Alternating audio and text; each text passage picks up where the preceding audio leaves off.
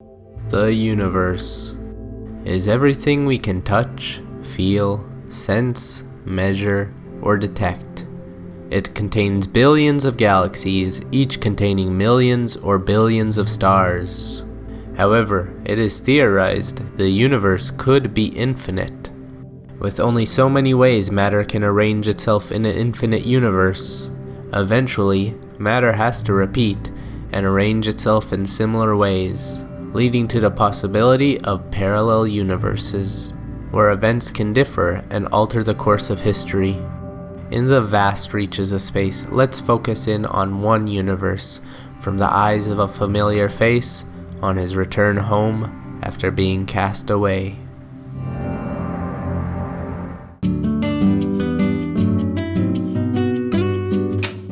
Honey, I'm home. Oh, Olimar, I wasn't expecting ya.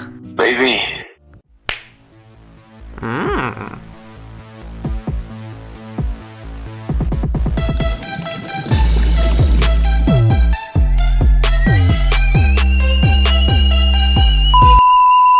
With newfound rage in his heart, our troubled captain escapes to a familiar planet to blow off some steam and drown himself in work. If you are at all familiar with my other Pikmin challenge videos, they follow a specific storyline. Pikmin 1 had Olimar stranded on an unfamiliar planet. Unable to trust the Pikmin, he used and abused them, leading him to thirst for their blood. In Pikmin 2, he returned home and felt pressure from his wife to change his ways. He focused on achieving his goals by not sacrificing Pikmin or enemy lives to right his wrongs and save his marriage. But what if we took a look at a universe where Olimar had no reason to change his destructive ways? A universe where he continued his genocidal rampage to achieve his goals. How different would it be? Can we beat Pikmin 2 while ending each day with a Pikmin Extinction?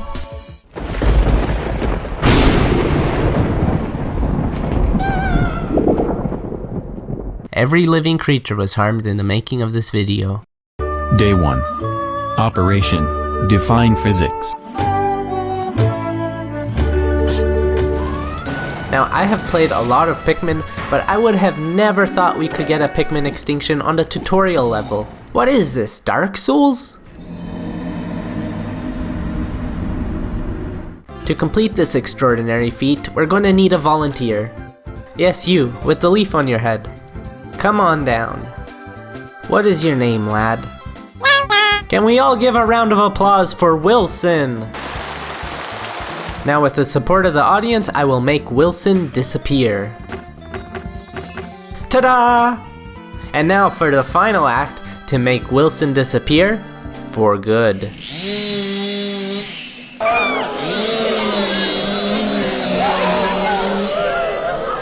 Usually a magician doesn't reveal his tricks, but if you are curious, this parallel universe must have a janky physics engine. If we stand at this exact location and turn ourselves gently to throw Wilson forward, he will instead clip through the wall. Once there, we call him with our whistle and lead him out of bounds, killing him to the void.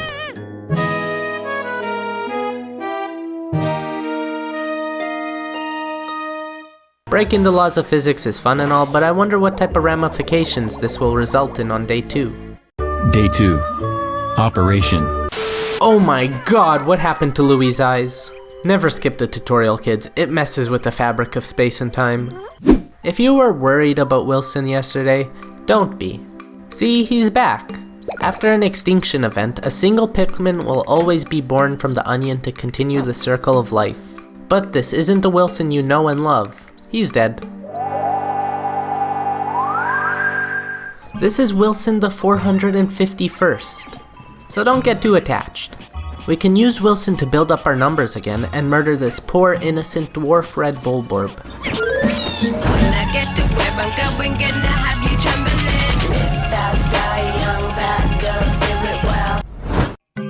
Despite our efforts, we still come up short.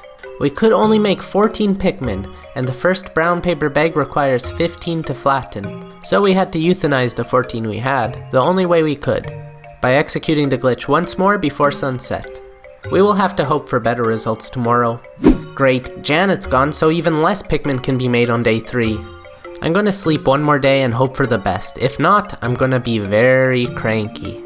Day 4. Operation, sponsorship or success. After day 4 in the Valley of Repose, a 10 pellet posy blooms, giving us enough Pikmin to flatten the first paper bag. With that done, we can pick up our first treasure. Raid Shadow Legends. If we take back Raid Shadow Legends to the ship, we can experience a turn-based RPG done wrong. In case you have been living under a rock, this is the worst game on the App Store. It is so terrible, upon downloading it onto our ship, we immediately got a virus and had to take our ship in for repairs, thus prolonging the inevitable and failing to extinct our Pikmin population before day's end.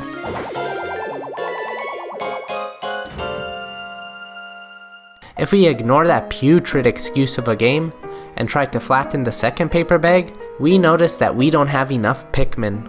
Just one shy. We have 34 Pikmin and we need 35. So what more is there to do? Is it inevitable? Do we have to take the terrible sponsorship and lose our extinction run in the tutorial after all this work? Or is there a way around it? Let's go over our options. We could keep skipping to the next day and hope for larger value pellet posy blooms. But that won't work. The maximum value of pellet posies are set from day 4 onwards in the Valley of Repose. We could maybe go back in time and wait until day 3 or 4 to kill Janet, giving us an extra boost in Pikmin, but that won't work, because if Janet isn't killed on day 1 or 2, she leaves for a hair appointment or something. I don't know, she's just not there. Have you ever heard of the expression, "the cure is in the poison"? I think that is the solution. To avoid collecting this pay-to-win gacha game, we're going to have to play our very own gacha game. The eggs on top of the cliff have a 5% chance of spawning metites. So theoretically, if we open the egg and successfully kill just one of them, we can make enough Pikmin to flatten the second paper bag. Just like one of these gacha games, we're going to have to tap on these eggs and pray for good fortune. What are you doing? Stand and fight, you cowards! The problem with this is even if we get the red drop, our Pikmin get frightened and start running around spilling spaghetti out of their pockets. You good, man? Honestly, after so many attempts, I wish I could just pay to win, but the persistence paid off and I got 1 kill. We finally have enough Pikmin to continue the game.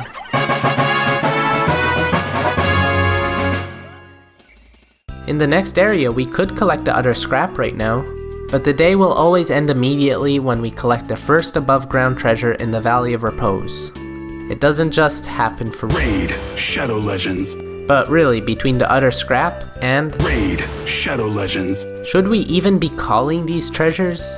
Instead of staying above ground, let's go underground and collect some real treasures. Being the Thirst Quencher, the Citrus Lump, and with Biggie Barb's assistance, the Geographic Projection. And after exiting the cave, the day is done. They just won't let me extinct my Pikmin. It's so infuriating. Now that I think about it, we don't need to go any further to complete the game. We can hunt an endless supply of dwarf bulborbs in the emergence cave for 2 Pokos a pop. That brings us to the reason I named this video what I did. I believe it is possible to complete Pikmin 2 without collecting a single treasure, by doing what Olimar does best, killing creatures for his benefit. After finally completing day 4, we earned a staggering 396 Pokos.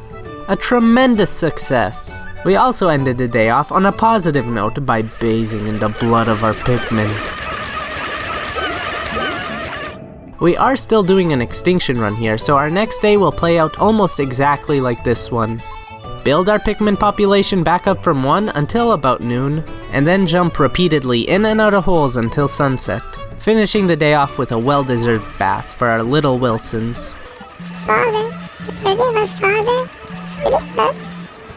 Since we yielded an average of 400 Pokos between days 4 and 5, and we know it's possible to complete the game now without collecting any treasures, we can do some quick math and guess if conditions favor well, we will be done on day 28. So no need to finish up, it'll only waste our time. Oh, so you wanted to blow off some steam and now that things got hot, you don't? You always were a half-assed man, Olimar. Unlike my darling Ricardo. I hope you never come back. Okay, so Olimar's not going to take that. I'm not gonna take that. So let's not half-ass this challenge and show Olimar's wife what we're capable of. That's right, we're going to be grinding the emergence cave until the debt is repaid. Should be easy if we get at least 400 Pokos a day. Captain's log day 8. We have managed to recover 20% of our debt. All this work will give me a killer body to attract the ladies. #divorce. #single life. Day 11. I got a message from the bitch telling me she's taking the kids with her to Space Brazil. My blood was boiling today. It was my most productive day. Work has been an outlet for my anger. Day 16. Resources are running low. My ability to create Pikmin has abruptly declined. I feel like this planet is turning on me as well. Please, I need more Pikmin. I need this final closure in my life. Day 32. Life, money, death. The cycle repeats day after day. I no longer feel pleasure from my work.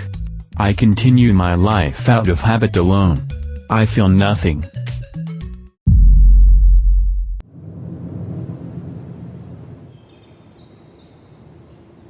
Are you saying he did this by himself?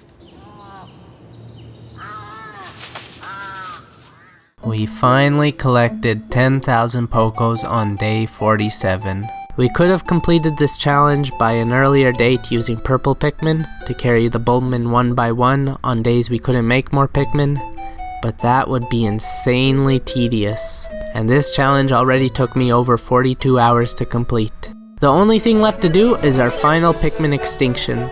If we leave the cave with our treasures in hand, we will lose the ability to throw our Pikmin in the lake, which, may I add, has more bodies floating in it than the Ganges. That lake is probably so toxic now blues can't even survive in there. If we make an offering of all our Pikmin to the Snow Bulborbs, as thanks for the bountiful harvest, we will achieve our Pikmin Extinction. But as penance, all of our loot will be dropped. We also can't leave the cave if we have a Pikmin buried underground.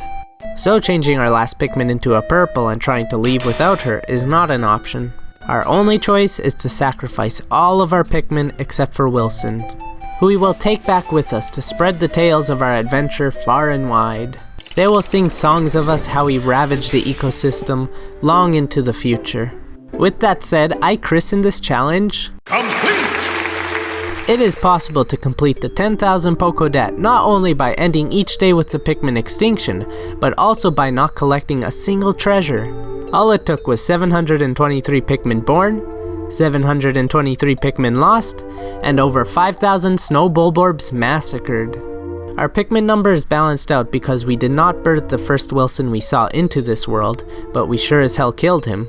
Conversely, the last Wilson we birthed, we were unable to kill. I always like ending these videos off with a thought we can all learn from. Like, long distance relationships never work out. Or never trust a muscular Brazilian man with your wife.